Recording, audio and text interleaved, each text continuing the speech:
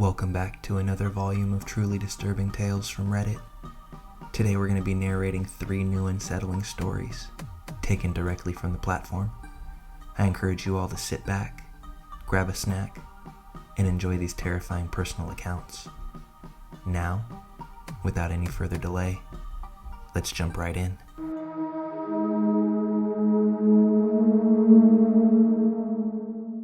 When I was around 24, I moved out to an apartment near my college, since the dorms were unavailable and overall just not as spacious.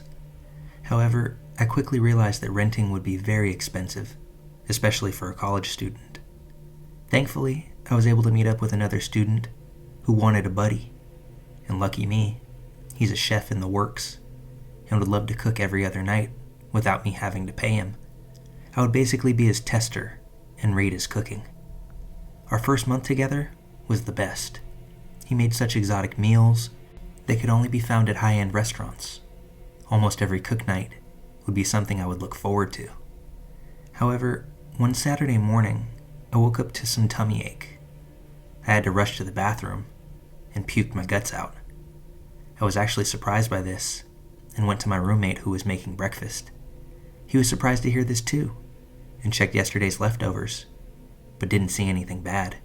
I figured it could have been that I simply ate too much, since prior to dinner last night, I hit the gym and lifted a little heavier than usual. Every other night, in no partial pattern, I would experience more belly pain, kind of like both in and on my stomach. I assumed my habits of working out hard had to be the reason, coupled with eating a lot afterwards. But I also noticed that after eating, I would get so tired and usually go to bed right after, which never happened before moving in with my roommate. I also noticed that he always plated my food for me, and if I tried to help out or pour it myself, he would tell me that I would ruin his masterpiece. I can understand what he means, but it still made me a little suspicious. I finally decided to open up about this and talk to a close friend about it. She told me that she would stay with me for the night because I was suspicious that he was doing something to me, but couldn't for the life of me figure out if he really was. Now mind you, I know that I probably should move out and find another place to live, but I still had a few months on the lease, and I didn't really have enough money to just up and leave. So that night, everything went as normal. I came home from the gym and had dinner with my roommate. But as I'm finishing up, my friend shows up, and I pretend that I forgot to mention that my girlfriend, not really, just to make it believable, was sleeping over. Surprisingly, my roommate took this very well. It was about that time I started to get tired, and I went to my room and soon fell asleep. So this is the perspective from my friend. She also went into my room and saw that I was fast asleep in quite a deep manner, but she knows very well that I'm a light sleeper. In fact, breathing hard enough could wake me up most nights. But she was patting and shaking me, and I just would not budge. Hours later, my friend woke up to the sound of the door opening. She stayed still, but from her original position, could see the door, and from adjusting to the darkness, she could see someone peeking in. At least 5 minutes passed by, and whoever it was, most likely my roommate, left and didn't come back the rest of the night. When I ultimately woke up, I didn't feel any sort of pain or discomfort, and my friend told me everything, including that she was worried that my roommate was the cause of my discomfort in the first place. So for a week, I decided to stay with her, and occasionally I would get texts from my roommate asking when I was coming back, including sending pictures of his delicious food. As much as I wanted to stay with my friend, I couldn't because she lived far from the college, and it was a hassle trying to get to and from class. However, she did give me the idea of buying some secret spy cameras that look like regular things. So I bought 2 small wall clocks and 2 charger plugs. The layout of my room when looking from above is basically door on the upper left side of the room, TV and small table that it stands on in the left center side of the room, bed is on the right back corner of the room, and closet is at the front center. I set one clock to face the door, the other clock next to my closet facing me. I set one of the chargers in the wall opposite of where I slept, and then one in the plug right above where I slept. I thought that the positioning would be suspicious, but hopefully he wouldn't notice. Night came with the same routine. I went to bed that night and woke up around the same time I normally do, with my belly aching. I then logged into my laptop and reviewed the footage. What I saw is what I expected, although I don't think that I could have been as prepared for it as I had hoped. In the middle of the night, he came in the room, and he had something in his hand. He came in as if I wasn't home, and what my friend had said was right. It was like I was dead asleep. He pulled the blankets off of me and began rubbing me before revealing the object to be a toy. He proceeded to torture me while whispering something that sounded like how he wishes that I loved him and why he can't do this to me when I'm awake. I think this lasted for like half an hour before he ultimately got up and left the room. I was in complete shock that I went straight to the bathroom and puked profusely for what felt like minutes on end. I felt so absolutely violated by this act, but even more, I was fearful of what my roommate was capable of. I never ate another meal from him, and as much as I could, I would either sleep over at a friend's house or have them over with me. I installed a lock on my door to have a key, since the previous door only had those basic locks that can be opened with a screwdriver. I never spoke to my roommate the same, and he noticed this. Multiple times, he tried to have a sit down with me, as if he was concerned for me, but I always brought up excuses that I'm late for something and needed to leave. I talked to my friend about this, and she forced me to speak with the college. I really didn't want to talk about this, but I eventually did, and I even showed them the footage. I don't know what happened to my roommate afterwards, but he was evicted from the apartment and probably expelled from school. I don't know if he did this to other roommates, if I was the first or the last. If he did this to anybody else, I hope that there were real consequences attached to it, like jail time. It makes me feel weird to say this, but if he does go to jail, I hope that he gets the same experience of what he did to me.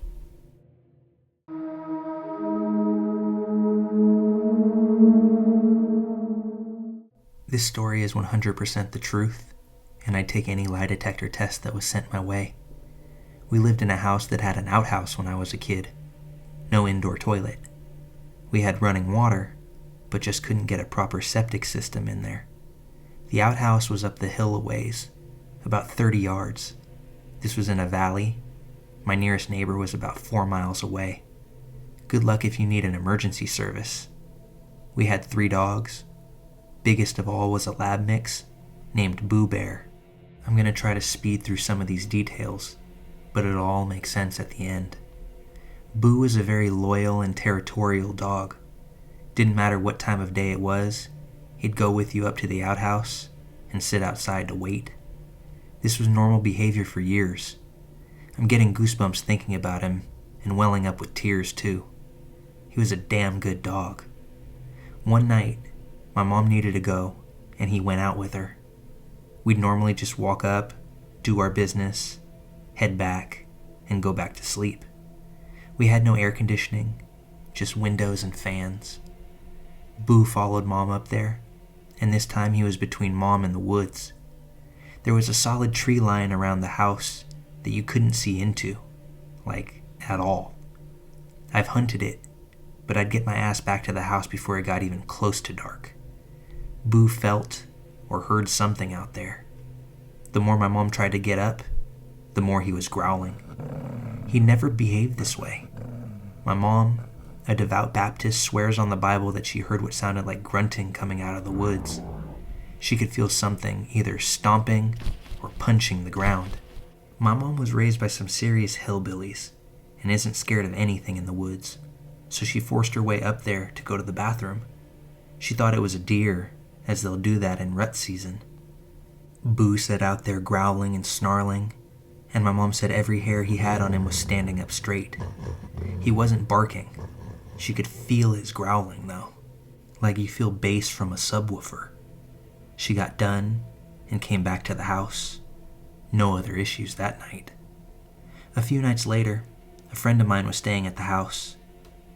He grew up poor just like us, but he's a really good dude. His mom and dad were great too.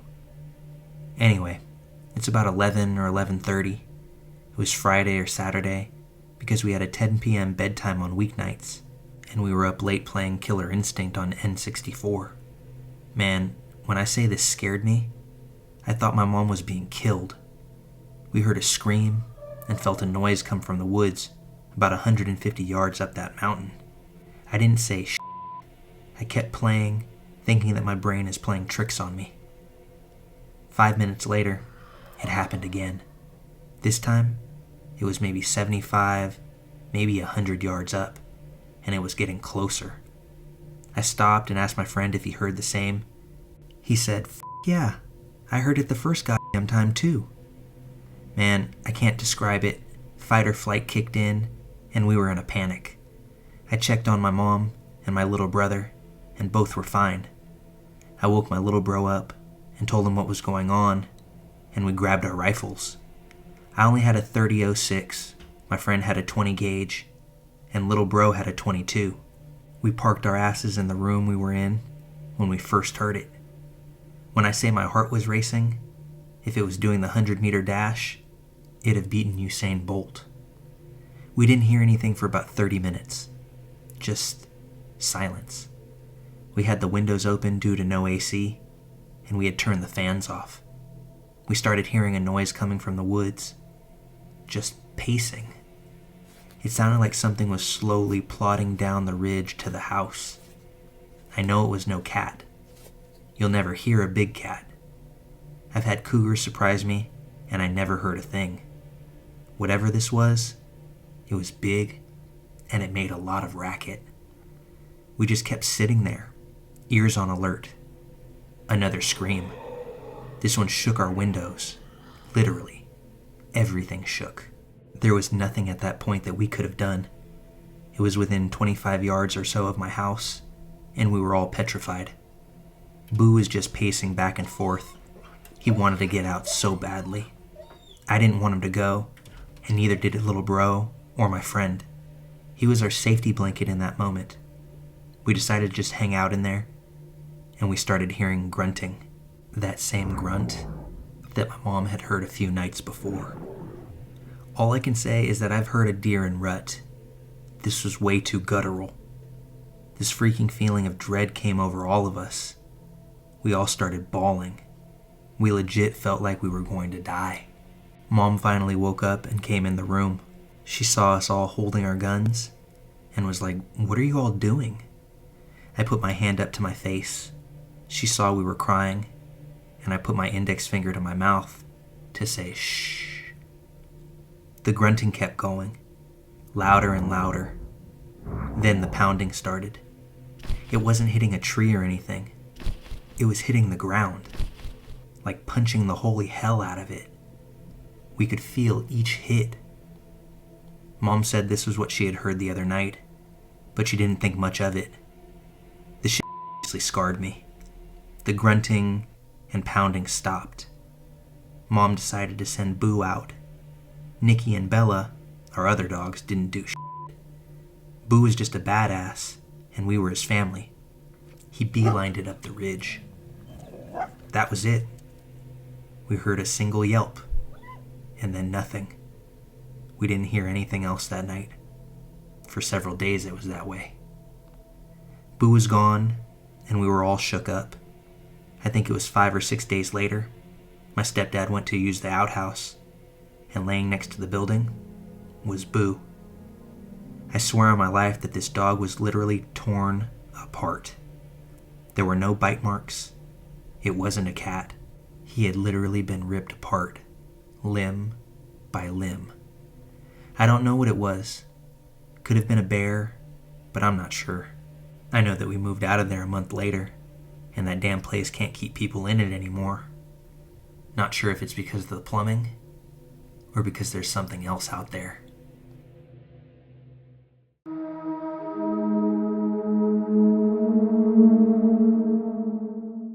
When I was 10, my parents and I went to visit my grandmother for spring break. My cousin also came to visit, and we decided we wanted to go to the YMCA for the day. My grandma dropped us off and said she would come back to pick us up in 4 hours. On that day, the YMCA was empty. There were a couple of adults in the exercise room, but that was it. We went to the basketball court, and after 2 hours of playing tag and shooting baskets, we got bored. I've never been the biggest fan of swimming, but this YMCA had a pretty cool pool, so we changed into our bathing suits and headed down there. The pool was empty except for the lifeguard. We played a bunch of games, swam laps, but after about an hour, there wasn't much left to do, and there was no one except us to hang out with, so things gradually got less interesting. So we decided to play a game of seeing how long we could hold our breath underwater. We stood in the shallow end, near the clock on the wall, so we could time ourselves. Instead of fully submerging, we just stuck our heads and faces down into the water. We did this a couple of times, and I was winning. On our last round, I felt a tap on my shoulder. I figured it was my cousin giving up and telling me that I won. But instead, it was the lifeguard who told me to knock it off, or she was going to have to ask us to leave the pool. Since we were tired of being in the pool anyway, we figured we would get out, get dressed, and go back to the basketball court until Grandma picked us up. We only had an hour left anyway, and the water was freezing. As we got out, the lifeguard stopped us and asked if we wanted to go into the sauna to warm up and dry off.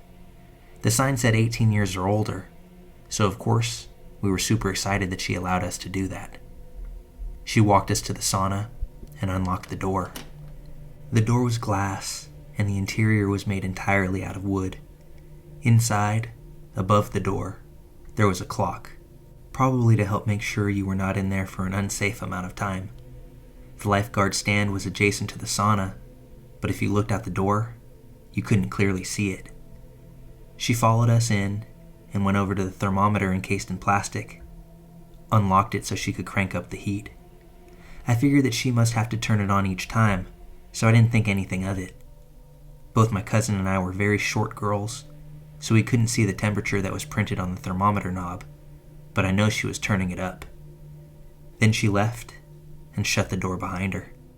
I thought I saw her lock the door too, but then I thought to myself, why would she lock the door when we might need to get out? I checked the clock and decided we should get out in about 10 to 15 minutes. It was already plenty warm in the sauna, but now the room was blazing. It felt nice because I was so cold from the pool. After about 15 minutes though, it was starting to get a little too hot, and my cousin agreed that we should leave so we can get dressed. I went to turn the knob on the door, but it wasn't budging. I thought maybe it was jammed, so I shook it a little bit, but it still wasn't opening. And then I let my cousin try. She couldn't get it open either. We figured the lifeguard would be back in a couple of minutes, so we sat back down and waited. The room was getting hotter now too, and I just wanted to leave. I got up and started banging on the door, shaking and twisting the knob, trying to get the lifeguard's attention. My cousin got up and joined me. We started screaming at the top of our lungs for her to let us out, but she just stared straight ahead. I don't think there's any way that she couldn't have noticed or heard two little girls banging and kicking the door, all the while screaming their heads off. Now, we had been in there for about 25 minutes. It was so hot in the sauna that it hurt to breathe. It felt like my lungs were on fire. My eyes and skin were burning. We sat back down and put our towels over our heads because they were still a little damp, and it made it just a little easier to breathe. I was so worried about my cousin, as she's a couple years younger than me. I looked at the clock and saw that we had been in there for 35 minutes now. I got up and walked to the door again and saw the lifeguard still just staring straight ahead. Again, I tried to get her attention by screaming that we needed out and banging on the door as hard as I could, but still nothing. I was starting to get pretty dizzy, so I went to go sit back down, but the wooden seats of the sauna burned my skin. My towel was completely dry, so I put it underneath me to sit on. My hair was also dry, but I wrapped it across my face to cover my nose, and I squinted my eyes so that they didn't burn as bad, but I could still watch if anyone walked past the door. It helped a little bit. My cousin was laying face down with a towel over her head, not moving or saying anything, so I nudged her to make sure that she was still okay. She was, but I could tell that we really needed to get out of there soon, because she seemed a bit disoriented. It had been 45 minutes now, and I was extremely nauseous. There was no way that lifeguard would forget that we were in there, and I hoped with every fiber of me that she would have to come back soon. But there was this little voice in my head telling me maybe she purposely locked us in there. Finally, a man walked past the door towards the pool, but for some reason, I just couldn't get up. My whole body was on fire, and I felt so dizzy. Luckily, this man wasn't going to the pool. He wanted to be led into the sauna, and came back with the lifeguard. I saw them walking this way, and I immediately jumped up to grab my cousin. I knew now that for sure she had locked us in there, because she had to pull out her keys in order to unlock the door and let this man in. I didn't want to take any chances of us being trapped in there any longer, so as the man was trying to walk in, I was trying to shove our way out. As we were going out, the lifeguard started trying to shut the door and push us back with it. The man was clearly confused about what was going on and said, I think they want out." The lifeguard let out a sigh and opened the door fully as we ran away as fast as we could into the changing room. We only had about 10 minutes before our grandmother was supposed to pick us up. We were both so shaken by what had just happened that we didn't say anything to each other as we got dressed, or even on the car ride home. When we got back to the house, my parents were making us dinner, and I told them the story of what just happened. They thought that I must have been exaggerating, and they didn't believe me. I truly think that that woman was going to let us cook alive in there. The only bit of doubt that I have is what would have happened if we actually died. She obviously would have gotten the blame. What was her endgame here? I'm 21 now, but I think about this interaction all the time. And when I'm in small spaces or I get too warm, I still have panic attacks. No one believes this story, and I get it. It's pretty absurd. I'm not sure if I'm allowed to ask for opinions, but do you think that this could have been some crazy misunderstanding? Or do you think that she really just left us in there to die? And why?